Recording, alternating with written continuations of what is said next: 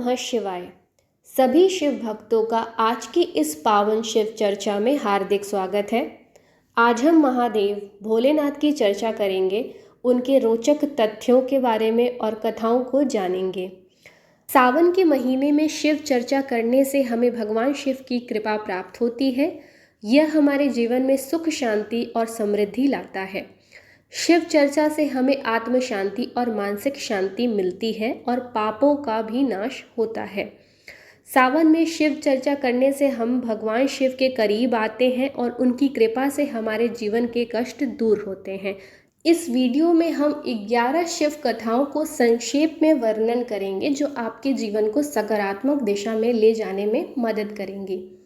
तो चलिए भगवान शिव की आराधना करते हुए सबसे पहले कथा को लेते हैं, जो कि है रावण और शिवलिंग की कथा। प्राचीन काल में रावण ने शिव जी को प्रसन्न करने के लिए घोर तपस्या की। उसने अपने 10 सिर काट कर चढ़ा दिए। प्रसन्न होकर शिव जी ने उसे आत्मलिंग दिया, लेकिन शर्त रखी, जहाँ इसे रखोगे वहीं ये स्थापित हो जाएगा। रावण आत्मलिंग लेकर चला, पर भगवान विष्णु की योजना से वह लंका तक न पहुंच सका। आत्मलिंग धरती पर स्थापित हो गया। यही स्थान आज का गोकर्ण है। यह कथा बताती है, अहंकार से नहीं, भक्ति से ही शिव मिलते हैं। फिर चलते हैं दूसरी कथा की ओर, जो कि है शिव पार्वती विवाह की कथा। सती के शरीर त्याग के बाद शिव योग में लीन हो गए। उधर ताड़का और तारकासुर जैसे राक्षसों ने त्रिलोक में आतंक मचाया। उन्हें मारने वाला केवल शिव पार्वती का पुत्र हो सकता था। देवताओं के आग्रह पर पार्वती जी ने कठिन तप किया और शिव जी को पति रूप में पाया। यह विवाह केवल 2 शरीरों का नहीं, शक्ति और शिव के मिलन का प्रतीक था। जहाँ शिव वैराग्य है, वहीं पार्वती माँ ऊर्जा है। अब लेते हैं तीसरी कथा, जो कि है समुद्र मंथन और हलाहल पान के बारे में। जब देव और दानवों ने समुद्र मंथन किया तो पहले निकला भीषण विष हलाहल। वह इतना जहरीला था कि संपूर्ण सृष्टि नष्ट हो सकती थी।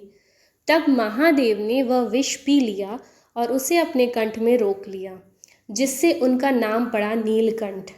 यह कथा दर्शाती है, भगवान शिव समस्त प्राणियों के रक्षक हैं। वे कष्टों को स्वयं ग्रहण कर लेते हैं ताकि जगत सुरक्षित रहे। फिर है चौथी कथा, बाड़ासुर की कथा। बाड़ासुर भगवान शिव के परम भक्त थे, बहुत ही महान भक्त थे।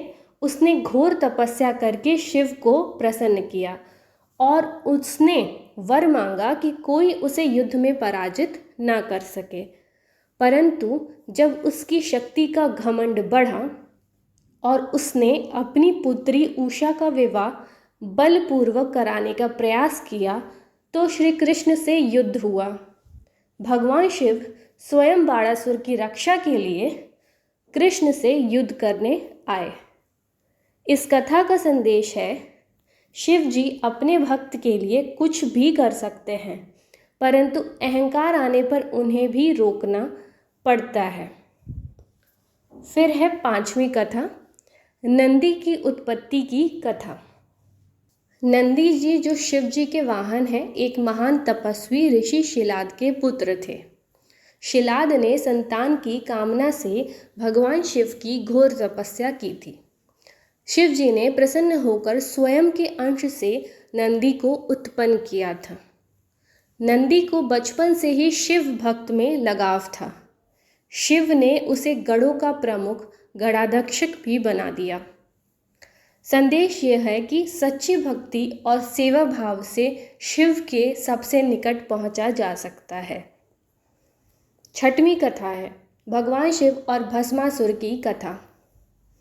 कथा के अनुसार भस्मासुर ने शिव जी की तपस्या करके वर मांगा, जिसके सर पर हाथ रखूं वह भस्म हो जाए। शिव जी ने उसे वर भी दे दिया, लेकिन भस्मासुर उसी वर से शिव जी को ही मारने दौड़ा। शिव जी उससे बचने के लिए भागे। तब भगवान विष्णु ने मोहिनी रूप धारण कर भस्मासुर को नचाया और उसी से उसके सिर पर हाथ रखवाया, जिससे वह खुद भस्म हो गया। फिर आती है 7वीं कथा, गंगा का धरती पर अवतरण और शिव की जटाएं। कथा के अनुसार राजा भगीरथ ने अपने पूर्वजों की मुक्ति के लिए गंगा को स्वर्ग से धरती पर लाने की कठोर तपस्या की। गंगा ने आने का वचन तो दिया, परंतु अपनी धारा की शक्ति से धरती को नष्ट करने की चेतावनी भी दी। तब राजा ने भगवान शिव की तपस्या की। शिव जी ने गंगा को अपनी जटाओं में समेटकर धीरे धीरे धरती पर उतारा। उससे गंगा मैया धरती पर आईं और पूर्वजों की आत्मा को मोक्ष मिला। भावार्थ ये है कि शिव केवल विनाशक नहीं, सृष्टि के संतुलन करता भी हैं। 8वीं कथा, शिव और मार्कंडेय ऋषि की अमरता की कथा। कथा के अनुसार ऋषि मृकंडु के पुत्र मार्कंडेय की आयु केवल 16 वर्ष निश्चित थी। जब यमराज मृत्यु लेने आए तो मार्कंडेय ने शिवलिंग से लिपटकर प्रार्थना करी। यमराज ने जब फंदा डाला तो वो शिवलिंग पर पड़ा। तभी भगवान शिव प्रकट हुए और यमराज को मृत्यु पर वार करने से रोका। उन्होंने यम को चिताया और मार्कंडेय को अमरता का वरदान भी दिया। भावार्थ ये है कि सच्ची भक्ति शिव को प्रसन्न करती है और भक्त की रक्षा स्वयं महादेव करते हैं। फिर आती है 9वीं कथा, नंदी बैल कैसे बने शिव के वाहन। कथा के अनुसार एक बार एक बालक ने कठोर तप किया और भगवान शिव को प्रसन्न किया। वह बालक था नंदी। शिव जी ने उसे वरदान दिया और अपना वाहन और द्वारपाल बना लिया। आज नंदी हर शिव मंदिर के सामने बैठा होता है। कहते हैं जो नंदी के कान में अपनी प्रार्थना कहते हैं वह सीधा महादेव तक पहुंचती है। भावार्थ ये है कि निष्ठा और सेवा से कोई भी महादेव के सबसे प्रिय बन सकता है। फिर आती है 10वीं कथा, शिवलिंग पर बेलपत्र क्यों चढ़ाते हैं। कथा के अनुसार एक बार एक शिकारी जंगल में शिकार के लिए गया। भूखा प्यासा तो वो एक बेल वृक्ष पर बैठ गया। नीचे एक शिवलिंग था जो उसे दिखा नहीं। उसने पेड़ से पत्ते तोड़े और नीचे गिराए। वो बेलपत्र थे। अनजाने में भी उसने शिवलिंग पर बेलपत्र चढ़ाए और शिव जी की पूजा की गई। भगवान शिव ने उसकी सच्ची भक्ति को स्वीकार कर लिया। भावार्थ ये है कि भोलेनाथ भाव के भूखे हैं, बाहरी पूजा के नहीं। सच्चा भाव ही उन्हें प्रिय है। फिर आती है इस वीडियो की 11वीं कथा, अर्धनारीश्वर शिव पार्वती का संयुक्त रूप। कथा के अनुसार देवताओं ने शिव से पूछा, आप संसार को चलाने वाले हैं, फिर स्त्री रूप क्यों?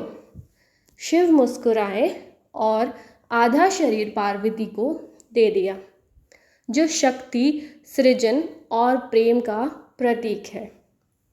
यह स्वरूप कहलाया अर्धनारीश्वर, जहाँ शिव और शक्ति दोनों समान रूप से पूज्य हैं। भावार्थ ये है कि सृष्टि शिव और शक्ति दोनों के संतुलन से चलता है। भोलेनाथ केवल देव नहीं, हमारे अंतरात्मा के साक्षी हैं। उनकी भक्ति से मन शांत होता है, कर्म शुद्ध होते हैं और जीवन में शुभता आती है। आइए इस शिव चर्चा के अंत में हम सभी भगवान शिव से यह प्रार्थना करें, हमें वो ज्ञान दें, वैराग्य दें और अपने चरणों में स्थान दें। ओम नमः शिवाय। हर हर महादेव।